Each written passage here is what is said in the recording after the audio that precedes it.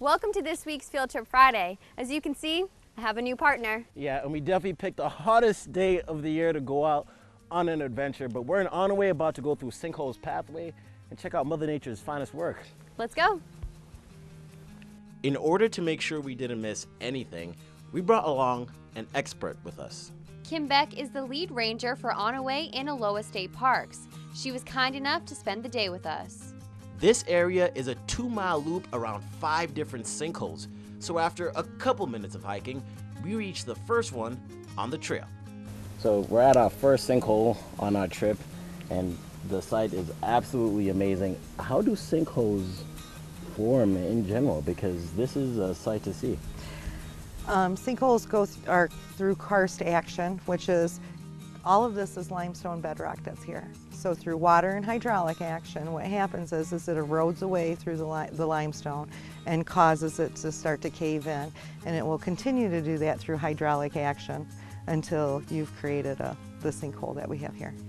All right, we talk about it. Now let's go check it out to the depths. Going down these stairs felt like we were going down a cliff. It was a good indicator to how deep the sinkholes are. Sinkholes themselves are ancient because they've been around for thousands of years. Through all that time, it gave the soil substrate a chance to establish, which then created the forested area you see in and around the sinkhole.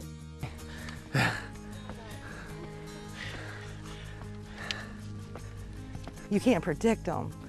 You know, it's not like, I mean, it's going to happen. Just like you see sinkholes opening up between under housing complexes and stuff downstate, there's not really ability to predict that, yeah, a sinkhole's going to occur here. And there's no way to even test it to see if there will be a sinkhole, right?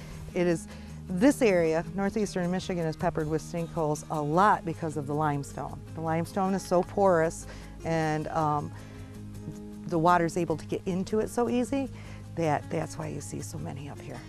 Sinkholes aren't the only thing that attract people here. There's 3 busy state forest campgrounds that bring a lot of hiking, camping, and ORV trails for dirt biking. But we can't forget about the wintergreen that grows all through the trail, which led to a little taste test. Yep, and you can grab a couple. And grouse love the berries off the wintergreen plants. Chew it. Smell it? Chew it. You can chew them. It's edible. It's a little wintergreen taste. Make my breath smell better? That's nature's way of saying brush your teeth. Oh, man. It's actually edible. Is it really that good? It's literally like an Altoid mint. Yeah. Minty fresh. You gotta chew it for a little bit, though. I don't taste anything. Keep going, keep going, keep going. Give some time, it'll be fine. Is this even the right leaf? Smell it. Which ones you take? Mm. Oh no, that's the poison I use. That was cruel.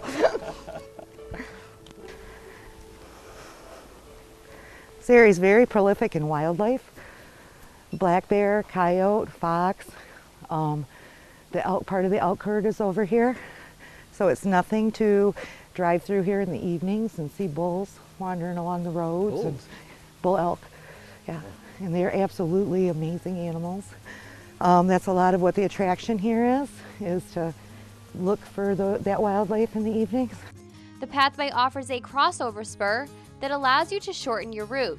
So we took advantage of it to see the most unique sinkhole on our trip.